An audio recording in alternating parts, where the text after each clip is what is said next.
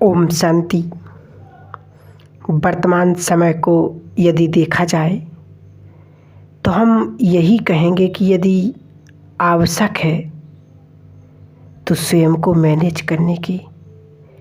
मनुष्य बाहर में बहुत कुछ मैनेज करना चाहता है, लेकिन स्वयं को छोड़कर हालातों को मैनेज करने का प्रयत्न करता है, चीज़ों वस्तुओं को मैनेज करने का प्रयत्न करता है, परिस्थितियों में अपने आप को मैनेज करने का प्रयत्न करता है, पैसों को मैनेज करने का प्रयत्न करता, परंतु स्वयं को भूल जाता है। और इसीलिए प्रजापिता ब्रह्मा कुमारी ईश्वरीय विश्वविद्यालय द्वारा एक बहुत सुंदर कोर्स डेवलप हुआ है कि अब फोकस को चेंज करो, बाहर के फोकस को अपने अंदर ले आओ।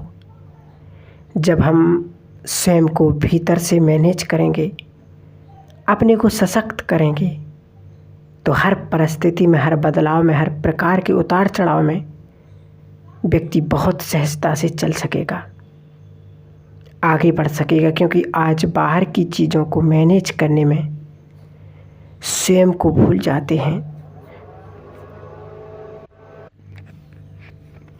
तो कभी कभी भीतर से वह खुद भी हिल जाता है, इसलिए इतना तनाव अंदर में पैदा हो जाता है और उस तनाव के कारण समझ नहीं पाता कि कहाँ से वह अपने आप को ठीक करे, कहाँ से अपने आप को मैनेज करे।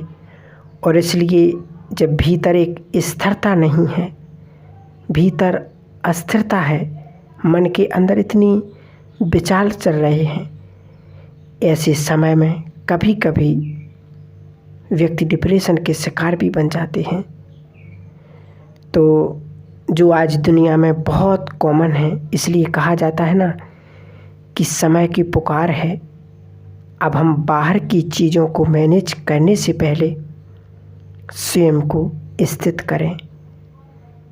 इस स्थिति की प्रज्ञा में, जैसे भगवान ने गीता में कहा दूसरे अध्याय में कि हे अर्जुन, तू भीतर से अपने आप को सशक्त कर, स्थिरता में लाओ। तो जब हम भीतर से स्थिर होंगे, शांत होंगे, सशक्त होंगे, तनाव मुक्त होंगे, तो बाहर की चीज़ों को हम हैंडल करना आसान हो जाएगा। क्योंकि यह तो हम सभी जानते हैं, मानते हैं कि आने वाला समय जो है कैसा होगा। समस्याएं बढ़ेंगी या कम होंगी? बढ़ेंगी ना। परिस्थितियां बढ़ेंगी या कम होंगी? बढ़ेंगी। तनाव के कारण बढ़ेंगे या कम होंगे? तो नेचुरल है कि बढ़ेंगे।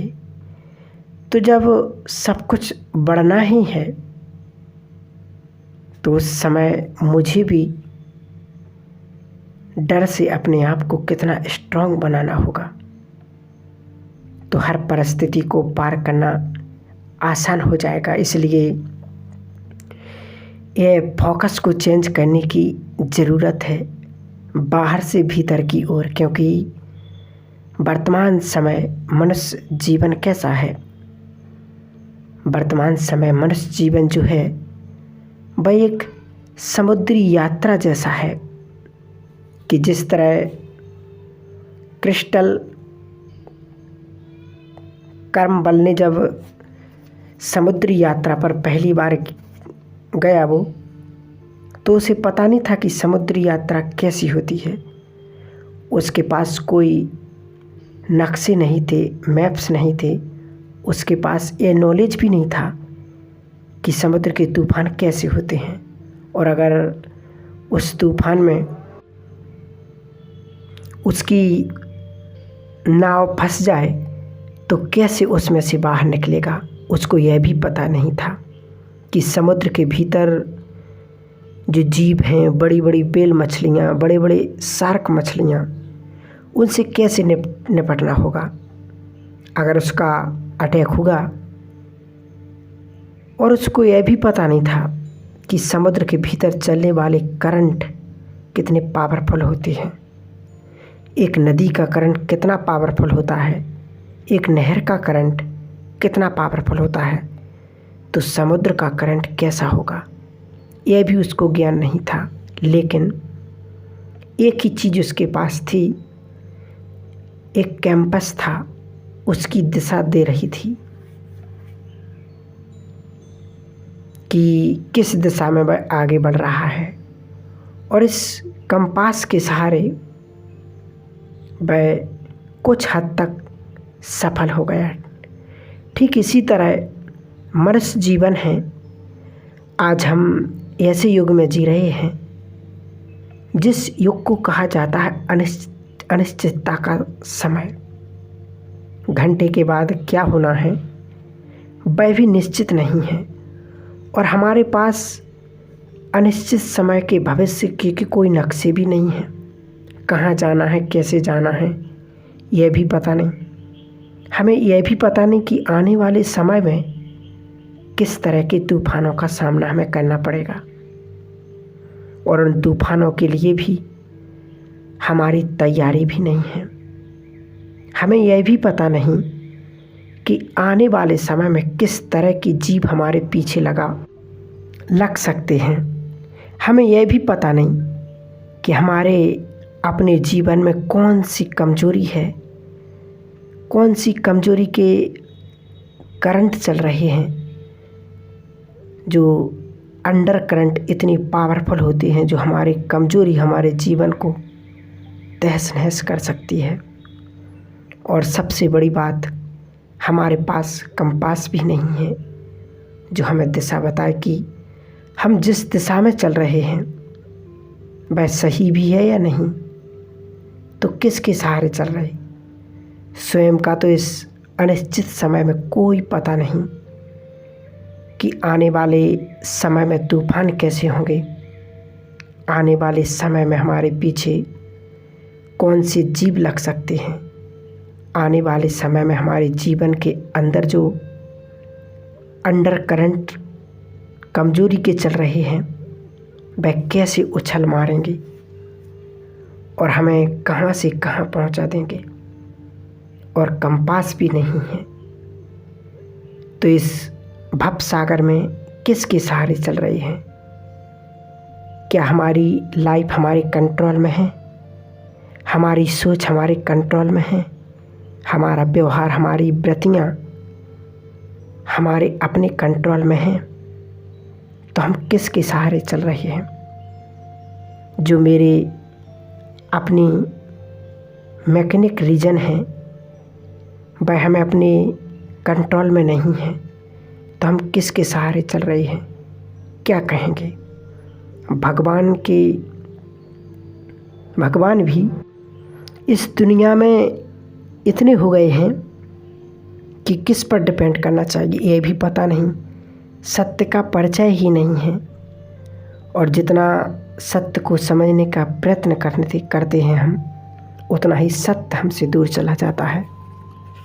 तो क्या कुछ करना होगा हमें अपने आप को मैनेज करने के लिए, क्योंकि यह सबसे बड़ी चुनौती है वर्तमान समय की। दिनों दिन कंपटीशन बहुत बढ़ रहा है। एक बच्चा स्कूल में जाने लगता है, एक कंपटीशन की दुनिया में पैर रखता है, और जीवन के अंतिम सांस तक उसे कंपटीशन में ही विजय प्राप्त होने के लिए वो जूझता रहता है, संघर्ष करता रहता है। और कंपटीशन में सफल होने के लिए क्या चाहिए, तो एक बहुत सुंदर दृष्टांत याद आता है कि एक बार एक भारतीय और एक अमेरिकन दोनों एक जंगल से गुजर रहे थे। अचानक उन्होंने शेर की दहाड़ उन्हें सुनाई दी। तो भारतीय ने क्या किया कि अपने जंगल बूट्स जूते उतार दिए और रनिंग शूज पहन लिया। यह देख करके अमेरिकन उसको पूछता है कि तुम क्या समझते हो अपने आप को, ये रनिंग शूज पहन करके तुम शेर से आगे दौड़ेगा। तो भारतीय उससे कहता है कि नहीं, शेर से आगे तो नहीं दौड़ सकता हूँ, लेकिन तेरे से आगे दौड़ सकता हूँ। और शेर तो उसका शिकार करेगा जो पीछे रह जाएगा। मैं तो तेरे से आगे दौड़ने के लिए इस जूते की बदली कर रहा हूँ। तो कंपटीशन की दुनिया में जीतने के लिए क्या चाहिए? रनिंग शूज, समय सूचकता चाहिए।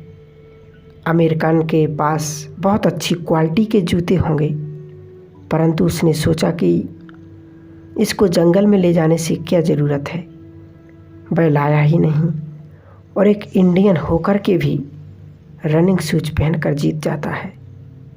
तो जीवन के अंदर आपके पास क्या है यह महत्व नहीं है, लेकिन सोच कितनी है उसके यूज करने के लिए आपके पास सारे संसाधन होंगे, पर समय पर आपको सूझा ही नहीं उसे यूज करने के लिए। तो आपके सामने कोई ऑर्डिनरी तरीके से आगे निकल जाता है और आप सोचते रह जाएंगे, इससे अच्छा तो मेरे पास था, लेकिन क्या फ़ायदा, वह तो आगे निकल गया और बाकी के लोग पीछे रह गए। तो कंपटीशन की दुनिया में जीतने के लिए समय सूचकता चाहिए और समय पर उन संसाधनों का प्रयोग करने की आवश्यकता है। लेकिन आज तनाव की दुनिया में क्या हो रहा है? सूझ इस दुनिया में सूझता ही नहीं है। इतना टेंशन हर इंसान को कि उसको बाद में समझ में आता है कि मैं यह भी कर सकता था, यह भी कर सकता था। अब कर सकते थे, लेकिन अब तो समय निकल गया और फिर हाथ मलते रह जाते हैं। इसलिए कहा जाता है सेल्फ को मैनेज करना बहुत ज़रूरी है, क्योंकि दिन प्रतिदिन चुनौतियां बढ़ती जा रही हैं और बढ़ती ही रहेंगी। तो इस बढ़ती चुनौती में सक्सेसफुल भी होना है, सफल भी होना चाहते हैं। तो इसलिए कहा गया कि चुनौती के वक्त कहा जाता है 2 प्रकार के लोग होते हैं। एक है कि जिसके सामने चुनौती अवसर के द्वार खोलती है और एक के बाद एक अवसर उनको प्राप्त होते रहते हैं। और दूसरे प्रकार के लोग हैं जिसके सामने चुनौती अवसर के द्वारा बंद कर देती है और खूब पछाड़ती है, जो ज़िंदगी में पछतावे के सिवा उसके पास कुछ भी नहीं रहता है। तो चुनौती किसके लिए अवसर के द्वार खोलती है और किसके लिए बंद करती है, ये बहुत सुंदर बात हमें याद रखना है कि चुनौती के वक्त जो सही निर्णय ले लेता है, right decision in the right time, उसके लिए वह चुनौती अवसर के द्वार खोलती है और एक के बाद एक द्वार खुलते ही जाते हैं और वह व्यक्ति जीवन में आगे बढ़ता जाता है। और चुनौती के वक्त जो गलत निर्णय ले लेता है उसके लिए द्वार बंद हो जाते हैं और समय उसे पछाड़ता है। काश उस समय में फैसले लेने की बजाय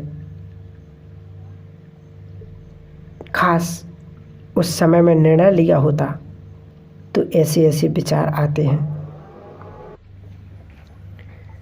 तो चुनौती के वक्त गलत निर्णय क्यों होता है? इसलिए कि चुनौती के वक्त जब व्यक्ति तनावग्रस्त हो जाता है तो उसको कुछ भी सोचता ही नहीं, फोकस क्लियर नहीं है, धुंधला है।